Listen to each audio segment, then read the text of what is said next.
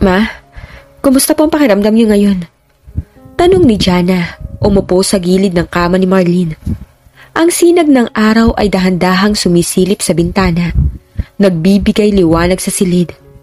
Ang kanyang boses ay malumanay, puno ng pag-alala. Medyo masakit pa rin ang mga buto ko, anak. Sagot ni Marlene, pilit na ngumiti. Ang kanyang buhok ay maikli pa rin, ngunit may bagong pag-asa sa kanyang mga mata. Pero mas magaan na sa dibdib, hindi na ganong kasikip. Salamat naman po, ma. Sabi ni Jana, hinaplos ang braso ng kanyang ina. Nandito na po yung gamot nyo. Gusto niyo po bang kumuha ako ng tubig? Oo, Jana. Salamat ha. Ang hirap pa rin bumangon mag-isa. Ang bilis kong papagod. Bulong ni Marlene. Okay lang po yan, ma. Dahan-dahan lang po. Importante po ang pagpapahinga nyo. Sabi ni Jana, tumayo at kumuha ng baso ng tubig. Jana, anak. Narito na ang almusal mo. Sigaw ni Edmond mula sa ibaba. Ang kanyang boses ay mas masaya kaysa dati. Meron ditong paborito mong sinangag. Opo pa, pababa na po. Sagot ni Jana, ibinigay ang tubig kay Marlene. Ma, kain po kayo mamaya ha, para lumakas po kayo. Oo anak, salamat sa inyo ha. Kung wala kayo, hindi ko alam kung paano ko to kakayanin eh. Bulong ni Marlene. Wala po yun, ma. Sabi ni Jana, niyakap ang kanyang ina. Mahal na mahal po namin kayo. Nang makababa si Jana, nakita niya si Edmond na naghahanda ng almusal. Pa, kumusta po si mama? Tanong ni Jana, umupo sa mesa. Medyo nahihirapan pa rin siya, anak. Pero mas malakas na siya. Nakikita ko ang pag-asa sa kanya. At sa tulong niyo ni Enzo, mas lalo siyang lumalaban. Sagot ni Edmond, huminga ng malalim. Salamat po pa. Salamat din po sa inyo ah. Kung wala po kayo, hindi rin po namin kakayanin eh. Sabi ni Jana. May nag-doorbell. Ang aga naman yata ni Enzo. Sabi ni Edmond, nagtataka. Hindi ba nag-overtime yan kagabi? Baka po may kailangan lang siyang i-check. Bulong ni Jana bahagyang namula. Binuksan ni Edmond ang pinto. Magandang umaga po, Tito Edmond. Kamusta po si Tita Marlene? Sabi ni Enzo, nakangiti. May dalang basket ng prutas. Enzo anak, ang aga mo naman yata. Pasok ka, medyo masakit pa rin ang katawan ni Marlene. Pero okay na siya. Sabi ni Edmond. Salamat po, Tito Edmond. Para po to kay Tita Marlene. Sabi ni Enzo, pumasok sa sala. Habang iniaabot ang prutas na kanyang dala. Salamat, Enzo. Ang bait mo talaga. Sabi ni Marlene na nakarinig sa kanila mula sa itaas. Wala po yun, Tita Marlene. Para po sa inyo. Sabi ni Enzo, tumingin sa taas. Umupo si Enzo sa tabi ni Jana. Ang aga mo naman. Wala ka man trabaho? Bulong ni Jana, siniko siya. Siyempre meron. Bulong ni Enzo, kumindat. Pero mas mahalaga makita ka at makita si Tita Marlene. Naku, ikaw talaga. Sabi ni Jana, ngumiti. Jana, Enzo, kumain na kayo. Baka malit kayo sa trabaho. Sabi ni Edmond. Habang kumakain, nagkwekwentuhan sila tungkol sa mga plano ni Marlene para sa kanyang recovery. Ma, gusto niyo po bang maglakad-lakad tayo mamaya? Tanong ni Jana. Dahan-dahan lang po, para ma-exercise sa mga binti niyo. Sige anak, pero baka hindi ko pa kayanin ng malayo eh. Sagot ni Marlene na nakababa na at nakaupo sa sala. Okay lang po ma, kahit sa park lang po, sa tapat. Dahan-dahan lang po. Sagot ni Jana. O Tita Marlene, sasamahan po namin kayo. Hindi po kayo mapapagod. Sabi ni Enzo. Salamat mga anak. Ang dami niyong ginagawa para sa akin. Bulong ni Marlene. Wala po yun, Tita Marlene. Para po sa inyo at para po kay Jana. Ngumisi si Jana kay Enzo. Jana, Enzo, may kailangan din ako sabihin sa inyo. Sabi ni Edmond, ang kanyang boses ay seryoso. Tungkol sa gastos ng gamutan ni Marlene. Pa, huwag po muna natin pag-usapan yan. Importante po ang pagaling ni Mama. Sabi ni Jana. Alam ko anak, pero kailangan din nating maging praktikal. Ang dami ng nagastos At marami pa tayong kailangang gastusin para sa mga susunod na check-up at gamot. Sagot ni Edmond. Tito Edmond, wag po kayong mag-alala sa pera. Nandito po kami, tutulong po kami. Sabi ni Enzo. Enzo, alam kong malaki na ang naitulong mo, pero hindi ko kayang tanggapin ang lahat. May sarili ka ring pamilya. May sarili ka ring gastos. Sabi ni Edmond. Tito Edmond, para ko na pong pamilya si Tita Marlene. At ang mga magulang ko gustong-gusto rin nilang tumulong. Nag-usap na po kami, mag-aambagan po kami. Pero, bulong ni Edmond. Pa, hayaan na lang po natin si Enzo. Salamat Enzo ha. Malaking tulong talaga yan. Wala yun, Jana. Para sa iyo at para kay Tita Marlene. Sabi ni Enzo hinawakan ang kamay niya. Nagring ang telepono ni Enzo. Si Mama. Sabi ni Enzo, sinagot ang tawag. Hello, Ma? Opo. Nandito po ako kina Tita Marlene. Enzo, kamusta si Marlene? Okay lang ba siya? Nakakain na ba siya? Tanong ni Cecil mula sa telepono. Opo, Ma. Medyo masakit pa rin daw po ang katawan niya, pero okay na siya. Nakakain na rin po siya. Salamat naman sa Diyos. Sabihin mo sa kanya pupunta kami dyan mamaya. May dala kaming masarap na ulam. At may dala rin kaming pera para sa gamot niya. Sabi ni Cecil. Ma, nag-usap na po kami ni Tito Edmond. Huwag na po muna kayong magbigay ng pera. Kami na po ang bahala. Sabi ni Enzo. Ano ka ba naman, Enzo? Kaibigan namin si Marlene. Hindi namin siya pababayaan. Kailangan niya ng tulong natin. Sabi ni Cecil. Opo, Ma. Sige po. Hintayin po namin kayo. Sagot ni Enzo. Ibinabala ni Enzo ang telepono. Pupunta raw po sila dito mamaya. Nako, si Cecil talaga. Sabi ni Marlene ngumiti. Ang kulit niya talaga, pero salamat sa kanila. Oo nga, Ma. Sobrang thankful po tayo sa kanila. Sa mga sumunod na linggo, naging mas madalas ang pagbisita ni Cecil at Andrew. Ang kanilang mga pamilya ay naging mas malapit. Parang isang malaking pamilya. Marlene, kamusta ka na? Mas malakas ka na ba? Tanong ni Cecil, isang araw habang nagluluto sila sa kusina. Oo, Cecil, mas malakas na ako. Hindi na ganong kasakit yung katawan ko. Salamat sa inyo. Sagot ni Marlene, pilit na ngumiti. Wala yun, Marlene, para ka na naming kapatid. At ang mga anak natin, tingnan mo, ang laki na nila at ang ganda ng Jana. Ang gwapo ng Enzo, bagay na bagay. Nako, ikaw talaga, Cecil. Natawa si Marlene. Ang kulit mo talaga. Pero seryoso, Marlene, ha? Sila na ba? Tanong ni Cecil. Aba, hindi ko alam, Cecil. Pero sana, gusto ko sila magkatuluyan. Bulong ni Marlene. Ako nga rin eh. Matagal ko ng pangarap yan, bata pa lang sila. Sinasabi ko na kay Andrew bagay sila. Sabi ni Cecil. Oo nga. Sabi ni Andrew na pumasok sa kusina. Ang ganda ni Jana at ang gwapo ni Enzo. Perfect match. Nako, kayo talaga. Pati kayo nangaasar na. Sabi ni Edmond na pumasok din sa kusina. Hindi kami nangaasar, Edmond. Nagsasabi lang kami ng totoo. Sabi ni Cecil. Jana, Enzo, kumain na kayo. Sigaw ni Marlene. Ang dami nating niluto. Umupo sila sa pagkainan. Ang kanilang mga tawanan ay nagpuno sa silid. Enzo, kumusta ang trabaho mo? Ang dami mong ginagawa ngayon ah. Tanong ni Edmond. Okay lang po, Tito Edmond. Masaya po ako sa trabaho ko, lalo na po ngayon. Sagot ni Enzo, tumingin siya kay Jana at ngumiti. Nako, ikaw talaga. Bulong ni Jana na namumula. Enzo, may plano ka na ba para sa future mo? Kailan ka magpapakasal? Tanong ni Andrew. Nalaglag ang panga ni Jana, tiningnan niya si Enzo. Ay, Dad. Natawa si Enzo. May oras pa po, focus po muna ako sa trabaho at sa pag-aalaga kay Tita Marlene. Pero Enzo, hindi ka na bumabata ha. Kailangan mo na magkaroon ng sarili mong pamilya. Sabi ni Cecil. Ma, grabe ka naman. Bata pa naman ako ha.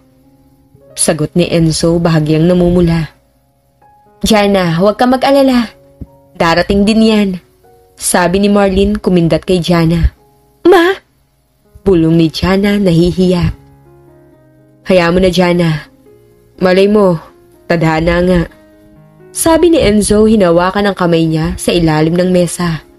Nagkatinginan silang muli. Isang ngiti ang sumilay sa kanilang mga labi. Ang kanilang mga puso ay puno ng pag-asa. Ang laban ni Marlene ay nagpatatag sa kanilang relasyon. Sa bawat pagsubok, mas lumalalim ang kanilang pagmamahalan. Marlene, may gusto akong sabihin sa'yo. Sabi ni Dr. Santos, isang araw habang nasa hospital sila para sa follow-up check-up. Ang resulta ng test mo, napakaganda. Nanlaki ang mga mata ni Marlene. Po, anong ibig mong sabihin, Doc? Wala na kaming nakitang cancer cell sa katawan mo. Malinis na ang lahat. Gumaling ka na, Marlene. Sabi ni Dr. Santos ngumiti. Gumaling? Totoo po ba, Doc? Tanong ni Marlene, ang kanyang boses ay nanginginig. Ang luha ay umago sa kanyang mga mata. Salamat po sa Diyos! Salamat po! Ma, totoo po ba? Sigaw ni Jana, niyakap ang kanyang ina. Ang kanyang mga luha ay umagos din. Salamat po sa Diyos! Maraming salamat po! Salamat po, Doc. Salamat sa lahat. Sabi ni Edmond, nakipagkamay kay Dr. Santos. Wala po yun. Ang pasyente po ang nagpagaling sa sarili niya, ang lakas ng loob niya, at ang suporta ng pamilya niya. Sagot ni Dr. Santos. Salamat, Enzo. Salamat at nandito ka. Bulong ni Jana at niyakap si Enzo. Wala yun, Jana. Para sa'yo, para sa atin. Bulong ni Enzo, hinigpitan ng yakap. Marlene ko, gumaling ka na! Sigaw ni Cecil, nakapapasok lang sa silid. Yakap si Marlene. Maraming salamat sa Diyos. Salamat sa inyong lahat, ha? Sabi ni Marlene, ang kanyang mga mata ay puno ng luha ng pasasalamat. Salamat sa inyong lahat. Kung wala kayo, hindi ko na talaga ito kakayanin eh. Hindi ka nag-iisa, Marlene. Palagi kami nandito para sa'yo. Sabi ni Andrew. Ngayon, Marlene, kailangan natin ipagdiwang to. Malaking salo-salo para sa'yo, para sa ating lahat. Sabi ni Cecil. Oo, ma. Malaking salo-salo para sa bagong simula. Sabi naman ni Jana. Salamat, mga anak. Salamat sa inyong lahat. Ang pagsubok na to nagpatatag sa atin. Nagbigay sa atin ng bagong pag-asa. Sabi ni Marlene. Ang kanyang ngiti ay lumiwanag. Tama ka, Tita Marlene. Ito ay isang bagong simula para sa ating lahat. Sabi ni Enzo, hinawakan ang kamay ni Jana. Ang kanilang mga mata ay nagtagpo. Puno ng pagmamahal at pag-asa. Ang laban ay tapos na. Ang pag-asa ay sumikat. Ang bagong simula ay narito na. Ma, sigurado po ba kayong okay lang po kayo? Tanong ni Jana, hinahaplos ang likod ng kanyang ina. Ang kanilang bahay ay abala. Puno ng ingay na paghahanda para sa salo-salo. Ang amoy ng inihaw na baboy at pansit ay bumabalot sa hangin. Ang dami po nating bisita mamaya. Oo, anak. Mas malakas na ako at ito ang gusto ko. Gusto kong ipagdiwang ang buhay. Gusto kong magpasalamat sa lahat ng nagdasal at sumuporta. Sagot ni Marlene, ang kanyang boses ay mas malakas na ngayon. May ngiti sa kanyang labi. Salamat naman po, ma. Ang saya-saya ko po na nakikita kayong ganyan. Sabi ni Jana, ang kanyang matay puno ng tuwa. Jana, anak, tulungan mo ako dito. Ang daming plato, baka hindi magkasya sa mesa. Sigaw ni Edmond mula sa kusina. Abala sa paghanda ng mesa. Opo pa, pupunta na po. Ma, magpahinga po muna kayo ha. Ako na po ang bahala sa lahat. Sagot ni Jana, tumawa. Nako, ikaw talaga anak. Ang bait mo talaga. Pero kaya ko na to, gusto kong tumulong. Sabi ni Marlene, umiling-iling. Ma, wag na po. Magpahinga na lang po kayo. Ito po ang araw nyo. Ito ang celebration nyo. Sabi ni Jana. Maya-maya ay may nag-doorbell. Oh, sino kaya yun? Ang aga pa para sa mga bisita. Tanong ni Marlene. Baka si Enzo, ma. Sinabi niya kasing tutulong siya. Bulong ni Jana, ang kanyang puso ay bumibilis. Nako, Enzo talaga. Ang sipag niya talaga. Sabi ni Marlene, ngumiti. Binuksan ni Edmond ang pinto. Magandang hapon po, Tito Edmond. Nandito na po ako para tumulong. Sabi ni Enzo, nakangiti, may dalang malaking kahon. Enzo anak, ang dami mo namang dala. Pasok ka, ang dami naghihintay sa'yo. Sabi ni Edmond. Wala po yun, Tito Edmond. Para po kay Tita Marlene. Kumusta po kayo, Tita Marlene? Sabi ni Enzo, pumasok sa sala. Enzo, anak, ang laki ng pinayat mo. Pero ang gwapo mo pa rin. Sabi ni Marlene at tumawa. Ay, Tita Marlene ako, nagbibiro pa kayo. Para po sa inyo itong dala ko. May mga gamit po para sa party. Sabi ni Enzo. Salamat, Enzo ha. Ang dami mo talagang ginagawa para sa amin. Wala po yun, Tita Marlene. Para po sa inyo at para po kay Jana. Tumingin siya kay Jana at kumindat. Ako, yan ka na naman. Ikaw talaga ha. Jana, tulungan mo ako dito. Ang daming gawain. Sigaw ni Edmond. Opo pa. Enzo, tulungan mo ako. Sagot ni Jana. Oo, Jana. Sabi ni Enzo lumapit sa kanya. Ano bang gagawin natin? Ito. Sabi ni Jana, itinuro ang mga lobo. Ito ang kailangan nating ipunin. Sige. Sabi ni Enzo na tumawa. Pero ang hirap nito, kailangan natin ng tulong. Maya-maya, may nag-doorbell uli. Narito na si Mama at Papa. Sigaw ni Enzo tumakbo patungo sa pinto. Marlene ko, kumusta ka na? Ang ganda mo ngayon na. Mas lalo kang gumanda. Sigaw ni Cecil agad na pumasok sa sala at niyakap si Marlene. Hay nako Cecil, ikaw talaga pero salamat. Masaya ako na nandito ka. Sabi ni Marlene, tumawa. O Andrew, kamusta ka? Tanong ni Edmond nakipagkamay kay Andrew. Okay lang ako, Edmond. Ang importante gumaling na si Marlene. Yan ang pinakamagandang balita. Sagot ni Andrew. Salamat Andrew ah. Sabi ni Edmond. Jana anak. Sabi ni Cecil niyakap si Jana. Ang laki mo na, ang ganda mo pa talaga lalo. Salamat po Tita Cecil. Lagi niyo yung sinasabi. Ngumiti si Jana. Enzo anak, kamusta ka? Ang dami mo raw ginawa ngayon. Tanong ni Cecil. Okay lang po ma. Abala po kami sa paghahanda para sa party ni Tita Marlene. Nako Marlene, ang dami mong fans. Lalo na ang anak ko. Sabi ni Cecil tumawa. Ma, bulong ni Enzo. Hayaan mo na Enzo, totoo naman. Sabi ni Marlene. Jana, Enzo, tulungan niyo kami dito. Sigaw ni Edmond. Ang daming kailangan gawin. Naging abala ang lahat sa paghahanda. Ang kanilang mga tawanan ay nagpuno sa bahay. Ang amoy ng masasarap na pagkain, lalong nagpakulay sa kapaligiran. Jana, gusto mo bang magpahinga muna? Ang dami mo nang ginawa eh. Tanong ni Enzo habang naglalagay sila ng mga palamuti. Okay lang ako Enzo, gusto kong tumulong para kay Mama. Sagot ni Jana. Alam ko pero wag mong kalimutan ang sarili mo. Sabi ni Enzo, hinawakan ang kamay ni Jana. Salamat Enzo ha, salamat at nandito ka. Sabi ko naman sa'yo, palagi Jana. Palagi ako nandito para sa'yo. Lumipas ang mga oras at nagsimulang dumating ang mga bisita. Ang lahat ay napuno ng ingay, tawanan at musika. Ang lahat ay masaya. Nagdiriwang ng paggaling ni Marlene. Marlene, ang ganda mo ngayon. Ang lakas mo na. Sigaw ng isang kaibigan. Salamat sa inyong lahat. Salamat sa pagpunta nyo. Sabi ni Marlene, ang kanyang mga mata ay puno ng luha ng pasasalamat. Jana, ang dami mo namang ginawa. Kamusta ka? Ang ganda mo ngayon ah. Sabi ni Mia na kadarating lang. Salamat Mia, masaya ako nandito ka. Sabi ni Jana niyakap ang kaibigan. Oo nga, ang saya-saya ng party at ang gwapo ng CEO natin. Ang dami nakatingin sa kanya. Sabi ni Mia. Mia, huwag kang ganyan. Bulong ni Jana. Pero seryoso Jana, mukhang may balak ang CEO natin. Ang dami niyang ginagawa para sa'yo. Sabi ni Mia. Ano ka ba? Magkaibigan lang kami. Sabi ni Jana. Kaibigan? Pero ang tingin niya sa Jana iba. Hindi ganun ang tingin niya sa akin o sa ibang empleyado. Mia, tama na. Ay naku, sige na nga. Pero huwag ka magulat kung may sorpresa mamaya. Sorpresa? Anong sorpresa? Tanong ni Jana. Hindi ko alam.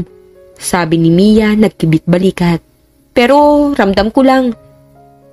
Habang nagpapatuloy ang party, napansin ni Janice de Enzo na kausap ang kanyang mga magulang. Narinig niya ang kanilang mga tawanan. Enzo anak, kailan ka ba magpapakasal? Ang dami nang naghihintay. Tanong ni Cecil tumawa. Ma, grabe ka naman.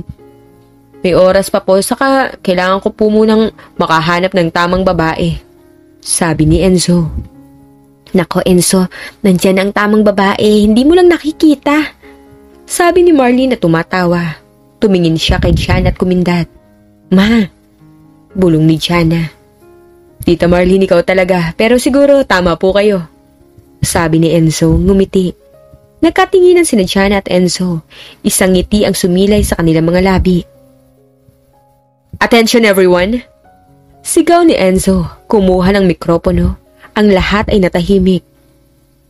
Gusto ko lang pong magpasalamat sa inyong lahat sa pagdating niyo. Ang gabing to ay para kay Tita Marlene. Ang kanyang paggaling ay isang milagro. Ang kanyang lakas ng loob ay inspirasyon sa ating lahat. Nagpalakpakan ng lahat. Tita Marlene, Tito Edmond, salamat po sa pagiging inspirasyon niyo. Salamat po sa pagiging bahagi ng buhay ko. Salamat po sa pagiging pamilya ko. Sabi ni Enzo. Enzo anak, salamat din sa'yo. Salamat sa lahat ng ginawa mo para sa akin. Sabi ni Marlene, ang luha ay umagos sa kanyang mga mata. Ngayon, sabi ni Enzo tumingin kay Jana. May gusto rin akong sabihin sa isang espesyal na tao dito. Ang taong nagparamdam sa akin ng tunay na pagmamahal. Ang taong nagturo sa akin na lumaban. Ang taong nagbigay sa akin ng pag-asa. Nanlaki ang mga mata ni Jana. Ang kaniyang puso ay bumibilis. Jana, sabi ni Enzo.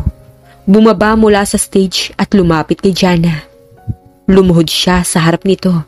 May hawak na maliit na kahon. Alam kong matagal na tayong nagkakilala. Alam kong marami tayong pinagdaanan. Pero sa bawat pagsubok, mas lumalalim ang pagmamahal ko sa iyo. Ang lahat ay natahimik. Ang mga mata ni Jana ay puno ng luha. Jana, mahal na mahal kita.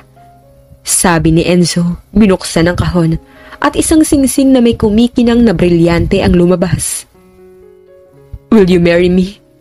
Naghihiyawan ang lahat. Enzo, bulong ni Jana, ang kanyang boses ay nanginginig.